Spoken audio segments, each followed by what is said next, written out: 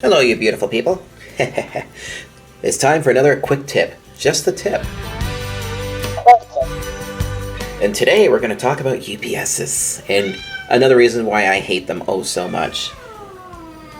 That thing just likes to make noise as soon as I turn a camera on. I don't know, she must hear the camera. Alright, so let's go outside for a second here. I'm apologizing now for the chirping because this bloody thing is going to chirp its little face off. Alright, so the whole concept here is that if you look at these UPSs, this is the APC. It's the back UPS XS1300. These are the ones with the digital readouts on them. Now there's a fatal flaw to these guys, is that they shit the bed at negative 15 Celsius or at 5 degrees Fahrenheit. So the problem with these guys is that they have just enough intelligence to them to know when they're cold. And when they're cold, they shut down.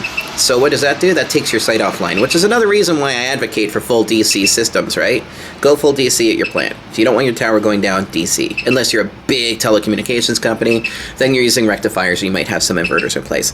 Anyway, inverters are also bad. So if you must use one of these things, don't use the ones with the digital readouts on them because they're just smart enough to be pieces of shit. So let's take a look at something here.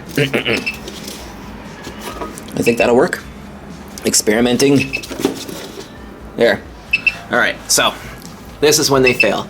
Negative 15 Celsius or 5 degrees Fahrenheit. So the APC back UPS XS is fatally flawed this way. It's got the digital readout on it, blah, blah, blah.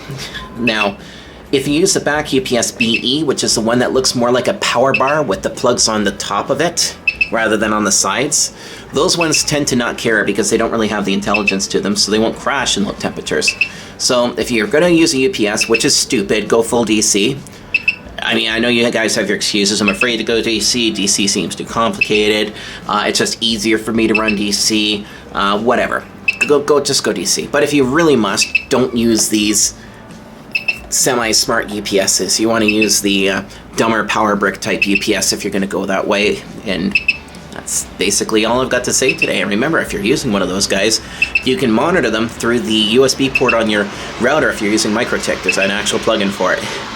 So that is today's quick tip. These things are terrible in the field. It belongs under your desk, okay? Not in a tower site. All right?